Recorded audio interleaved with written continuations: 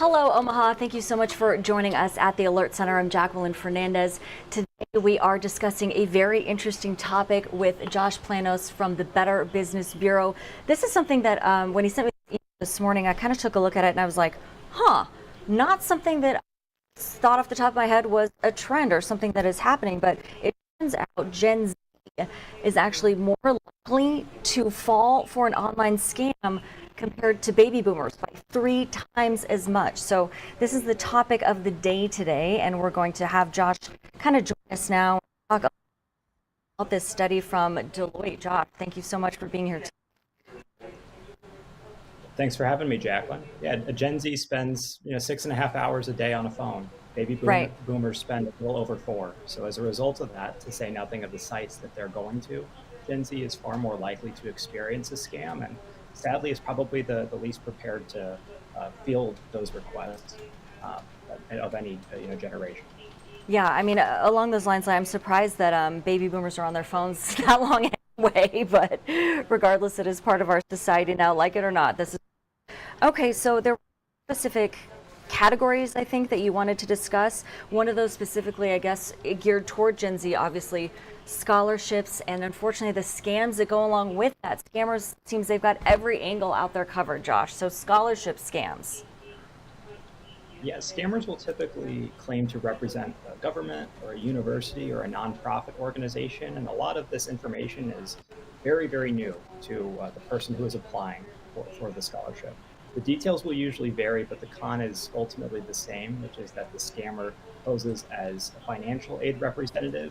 They'll hide behind words like national and federal to sound more official, and they'll claim that you've won the scholarship or the grant without even applying for it, which is, I think we'd all love to earn scholarships without applying for things. However, then you're asked to provide a one-time processing fee. And this is exactly what scammers do with things like sweepstakes scams or lottery scams, where if for $1,500 you can earn $50,000, that's a transaction many of us will make. But sadly, that's not how these things work, right? And a lot of the scams that are ultimately reported to us are unsolicited offers that the student receives, indicating that they've won something that they didn't even know they applied for. And as enticing as that might be, it's really important to take a breath, realize that that's not how lotteries or scholarships work at all, and to at least do some research on the claim being made. My goodness, I mean, that to me was just a red flag. Hey, I got some scholarship money and I didn't even apply. It must be that brilliant, right? So unfortunately, that's not the case. You've got to apply first.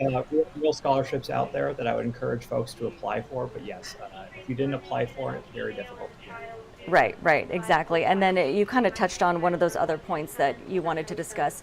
Do your research, right? Explain just the importance of that. Obviously, it helps you not get scammed when you do your research out there, when you look at what you're looking into and with these internet scams for Gen Z. So research, Josh. Jacqueline, some of the decisions that we make are being made for the very first time by young adults. It's really hard to remember, to put ourselves back in that place where this is brand new terrain, but colleges around the country are about to welcome millions of students back to campuses in a little over a month. And many of those students are navigating independent life for the first time. Where do I go out to eat? Where do I get an apartment? How do I call somebody for maintenance related issues if I bought my own place? Anytime you're going to buy something, you should really get in the habit of doing your homework on it. Even just a quick search can save you from scams by checking reviews, comparing price, making sure that the seller is legit. Can let research be your roadmap. These are habits. We're in the practice of building positive habits, so that way, when it comes time to purchase a home or make a cross-country trip or do something special for your family, it's not completely new, right? You have a baseline understanding and a roadmap to follow that will guide you away from those who are trying to pick your pocket and toward those opportunities that you ultimately want to have. Yes, and I will. I mean, bbb.org is a great resource. You've kind of eliminated all the quote unquote bad guys for us. So that's something that people can use and you can kind of track and decide, I like the rule of thirds is what I tell myself. So let's say I'm looking to buy a new car. We're going to get to that in a second. But, look at 3 different dealerships, right? Like, well, I've got this car, this make and model. Okay, so what should ask for the VIN number? Maybe I should research about this. Also is in my experience has been a good resource for me, but you know, you want to do your research, make sure that you're prepared, you're knowledgeable about what counts. You want to make sure that it's reliable, gets you to and from you need to go, and isn't one of those, you know, lemons that's breaking down all the time. Not so, again, to extend that knowledge to you now, to give us some tips, tell us about car practice. Mention this might be the first time they're buying a car or leasing. There's that option too. Yeah, leasing is is a fantastic option for folks. Back in my day, you had to go to a car dealership to purchase a vehicle, and you could drive off that same day, but that was really about the extent of it. And nowadays, you can buy the car of your dreams and have it shipped to you right outside your front door with a big bow on it, which is great. But a lot of those options, sadly, are ripe for fraud, particularly those that are not real in the first place. So, if at all possible, just like if you're adopting a pet, it is best to see the car in person before you buy it. Presumably, you want to test drive it. Presumably, you want to see everything it is that you're signing up for before you sign up for it.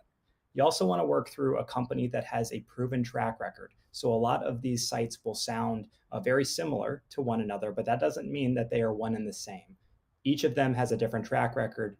Each of them has different infrastructure. Each of them has a different willingness to treat the customer as a human being. So a lot of these new companies are great, but they might not have the infrastructure in place to get you your dream car. We hear from countless people who have been scammed online purchasing vehicles. So this is something that has a enormous dollar figure attached to it. But you also want to make sure that the vehicle is real to begin with, and part of Right. that process is knowing who to trust with your purchase. Yes, that is very true. And I just wanted to reiterate this point because, as I said, this is a topic that I thought was very interesting for those who may be kind of joining us and following along at the Alert Center here. Discussing this topic with Josh Planos with the Better Business Bureau. Gen Z is more than 3 times as likely to fall for an online scam compared to baby boomers. A recent study that was conducted, and we just so for us why in scam prevention it's often seen as something that primarily impacts older generations. And have you answered that for us again?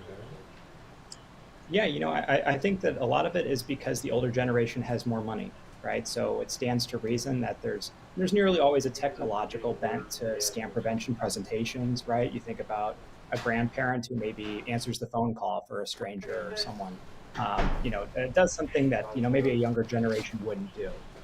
The reality, though, is that the older generation is not exposed to nearly the amount of digital communication that Gen Z is. I mean, if we're talking about 6.5 hours per day on a phone, which is what Gen Z averages, you're talking about, a quarter of the day, right? That is a lot of time to get into a conversation with someone who might not have your best intentions in mind. And while it's great that we can communicate with people half a world away, some of those people aren't who they say they are, right? And so I think Gen Z is learning that scam prevention lesson in real time, and it's sad that is the case, but it is something that lesson needs to be taught regardless of age, and Right. probably the sooner the better. Definitely. Yeah. Well put, Josh. All right. Well, thanks again for your time today. I appreciate it. Nice to see you. Thank you, Jacqueline. Nice to see you too. Thank you. Have a good rest of your day.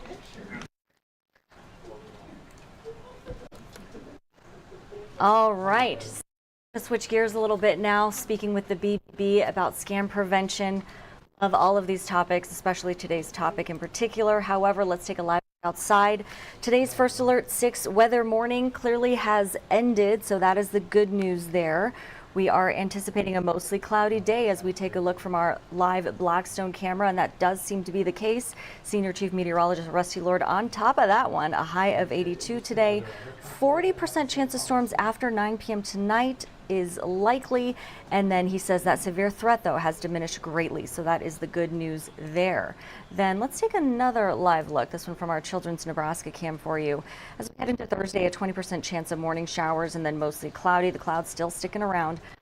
76 Friday, mostly cloudy with a 30% chance of spotty evening storms out there, a high of 83. Now, for more weather and news, you can always head to our website. That's firstalert6.com. Let me refresh this grid for you. And these are the stories that we're working on now. Our digital department, woo woo, working diligently on several.